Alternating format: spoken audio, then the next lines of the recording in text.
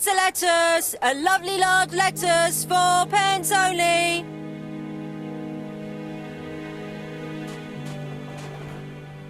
A bottle of poor quality vinegar. The smell could awaken the dead.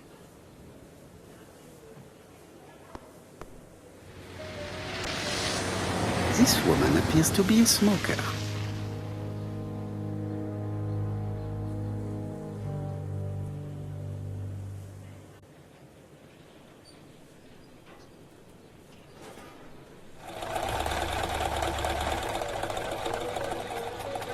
She's a big smoker. She must have been a customer at the tobacco shop.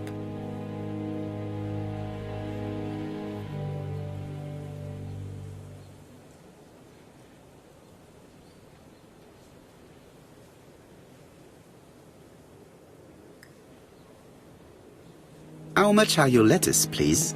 A lettuce? That'll be 5 pence, kind sir. 5 pence? That's right. Maybe so slightly hard of hearing. I heard you shouting, a lovely large lettuce, 4 pence only, earlier. Did I? Well, I must have been mistaken. Begging your pardon. But if I said 4, it's 4. Why not take 2 for 8? No, thank you. I was only asking. Did you know Alice Asher well? And for starters, who are you? I'm Hercule Poirot, the detective. You're foreign, that's for sure, with your accent and your odd way about you. And you're here about Alice's murder, I suppose. Well, I've nothing to say to you. Did you speak to the victim yesterday? No, I never saw her. I do not quite understand. You work next door to each other, but you do not see each other? It's true. I didn't see her all day. I know that you went to the tobacco shop yesterday. Well? So you killed Mrs. Asher with a blow to the head? No! You asked for a packet of plays. She turned around to take it from the shelf and you hit her. 1 blow. Listen, I didn't kill Alice, I swear. But it's true that I did go to the shop yesterday. At what time? 6 o'clock. She left me a note saying she wanted some strawberries if I got some. I received them late, about 6. So I took them over to her.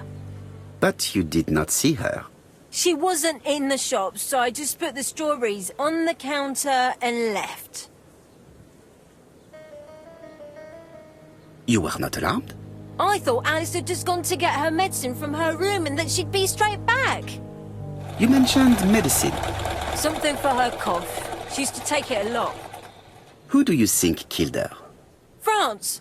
Her scoundrel of a husband. He was always after her for something. Well, he's a foreigner. Sorry, sir. What I mean is he's German. That's even worse. Did you see Franz Asher enter the tobacco shop late yesterday afternoon? Well, no. But at that time of the day, the streets are packed, and I have better things to do than watch her shop.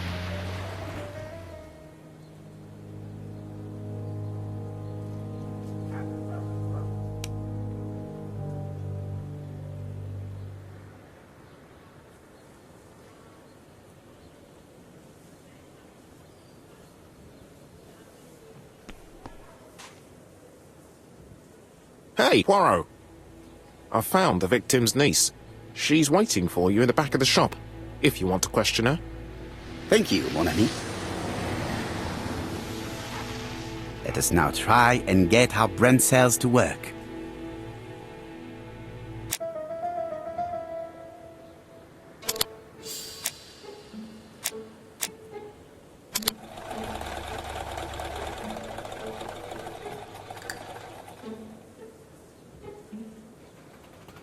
Mrs. Asher was killed here. The absence of marks in the shop and the regular shape of the blood stains indicated beyond a doubt.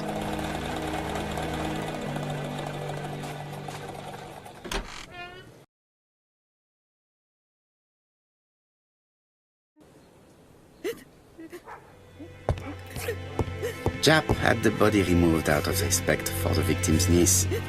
His attention is commendable.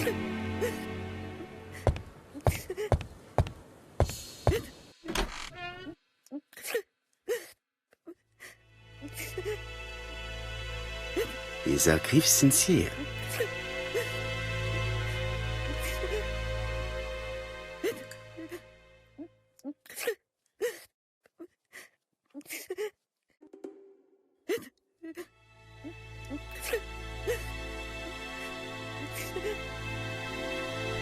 She appears to be very upset. She's dressed in mourning. She looks fragile.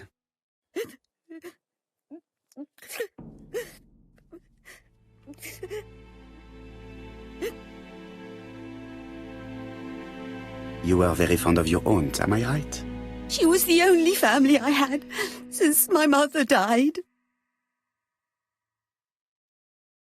Your aunt did not have any children, is that correct? No. She was separated from her husband. What do you think about Franz Asher, your aunt's husband? He never left her alone.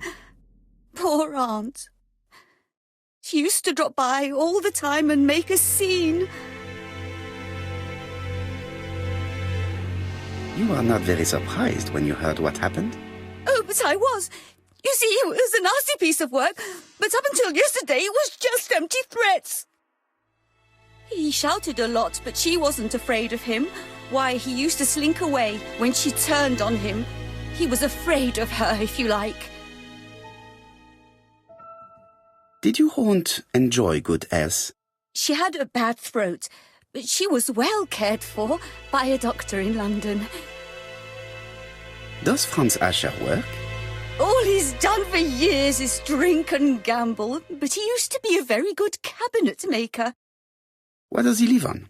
My aunt used to give him 5 shillings a week. Did Franz Asher extort this money from her? No, she didn't let him intimidate her. She gave the money quite willingly. He was her husband. She couldn't leave him with nothing. I understand. You have been of great assistance, mademoiselle.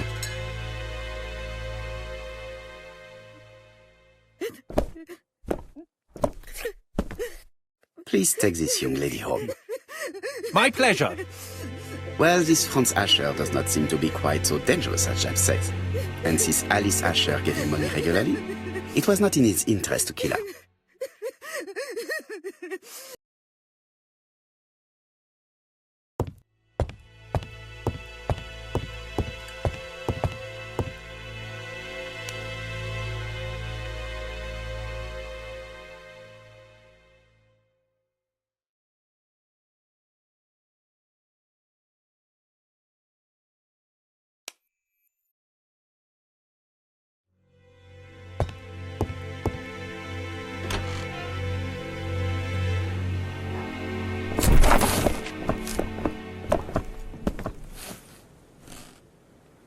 We have to wait for him to sleep it off.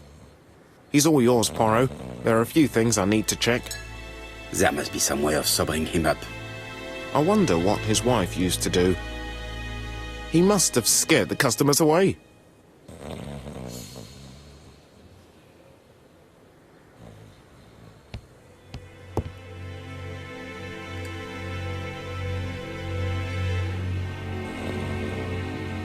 It's Alice Asher's notebook. Ah, that's interesting. It probably contains information about her possible debtors and creditors. Bodley. The fruit seller has debts too. She will probably be more cooperative thanks to this piece of information. Mary Drower was telling the truth. Mrs. Asher regularly gave money to her alcoholic husband.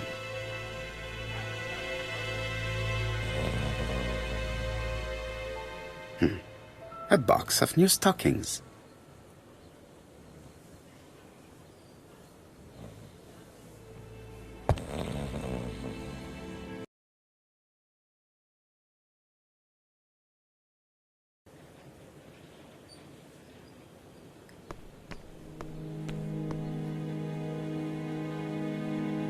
According to the victim's account book, you owed her £10 for tobacco and magazines.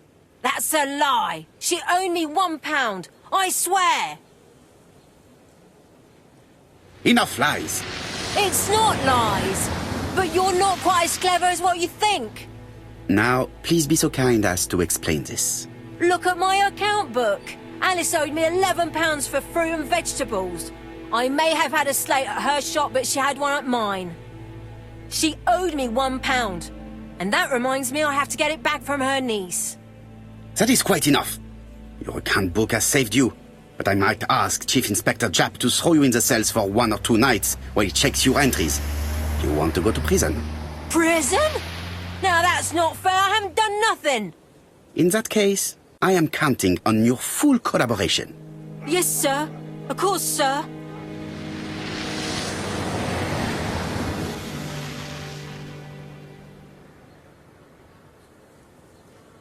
I'll just borrow your bottle a moment. Take it. It's what Alice used to sober up her husband. But try not to empty the bottle. Let us now try and get our brain cells to work.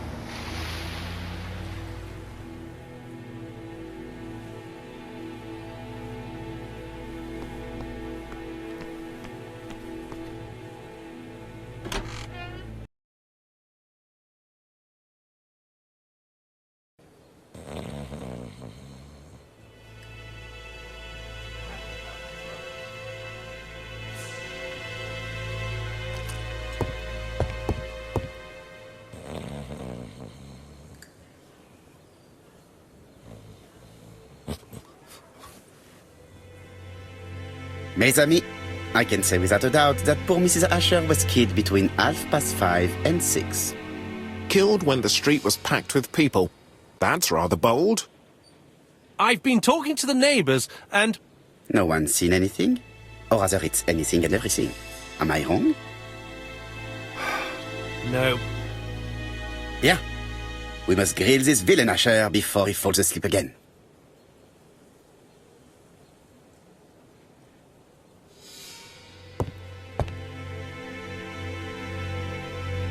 This man is in rather a bad state.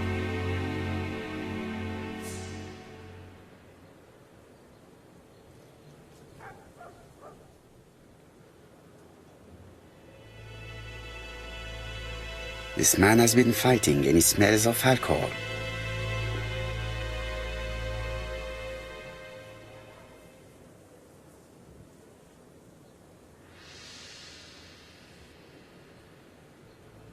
We know that you threatened to kill your wife, Asher.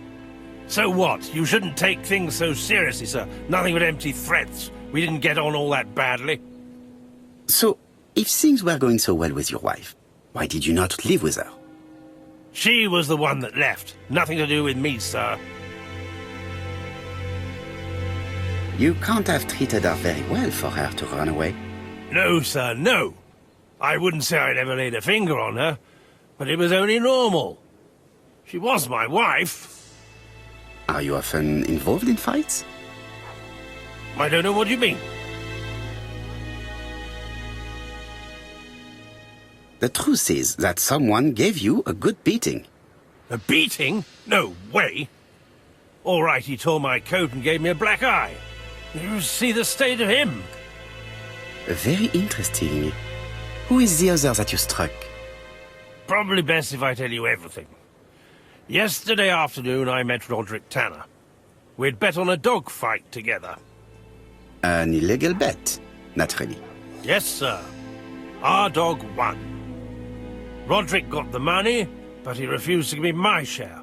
And you fought about it. What time was this? In the evening, about 6, I think. We were on the other side of town. You see, I couldn't have killed my wife.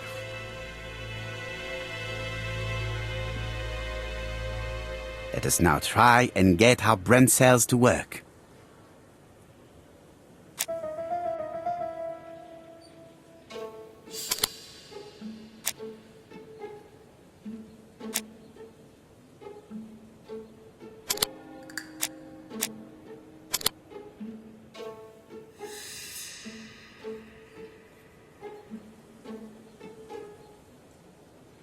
The murderer probably pretended to be a customer.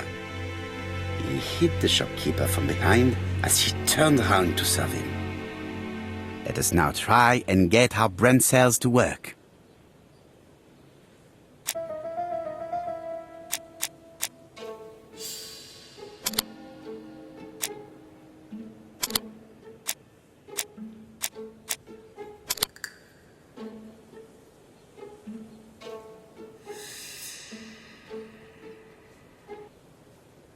The murderer deliberately left behind this ABC as a signature.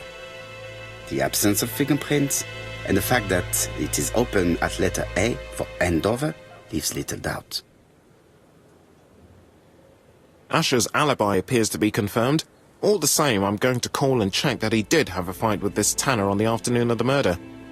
You can never trust this sort of chap. One thing is certain, Asher was a ruffian who used to beat his wife. But he is not very educated. It certainly was not him who wrote the letter signed ABC. Let's resume, Hastings. We know the murderer pretended to be a customer. He did not kill her for money, that appears to be certain. I agree with you on that point. And the murderer left an ABC guide as a signature. Therefore, it's likely he wrote the letter. Indeed, but that doesn't explain why and how he did it. You are quite right. Why he did it is a mystery. But as for how he did it, we do know enough to try and reconstruct the events.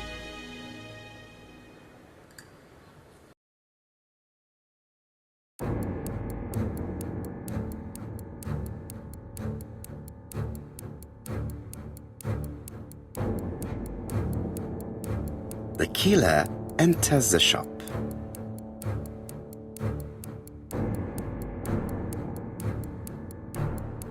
Mrs. Asher turns around to greet her customer.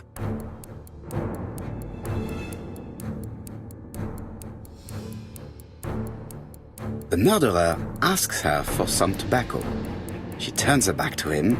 He seizes the opportunity to strike her.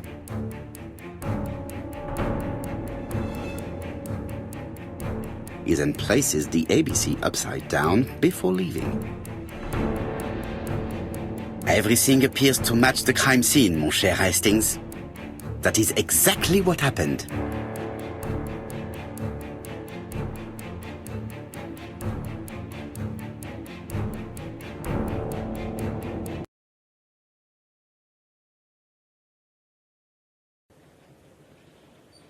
Asher has a strong alibi and we don't have any other suspect. But what was the point of this crime? She had no debts. She gave Franz Asher money regularly. She wasn't owed money. Nobody stood to gain anything.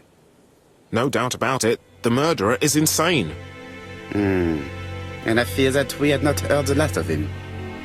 I hope you're wrong for once. Bien, let's go back to London. If we hurry, we should catch the 7:02 train.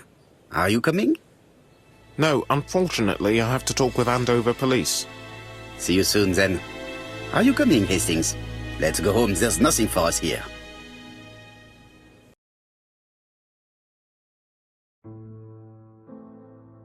Well, do you have any idea about the killer's identity? The crime was committed by a man of medium height, with red hair and suspicious eyes. He has a slight limp on the right foot and a wart just below his shoulder blade. Poirot! Mon ami, what do you want? You fix upon me a look of dog-like devotion and demand of me a pronouncement à la Sherlock Holmes. Now for the truth. I do not know what the murderer looks like, nor where he lives, nor how to set hands upon him. What shall we do, then? Nothing. Nothing? Do not be so impatient, Hastings. The killer will manifest himself soon enough. I thought I heard the postman. Maybe there's some news. I would go and see.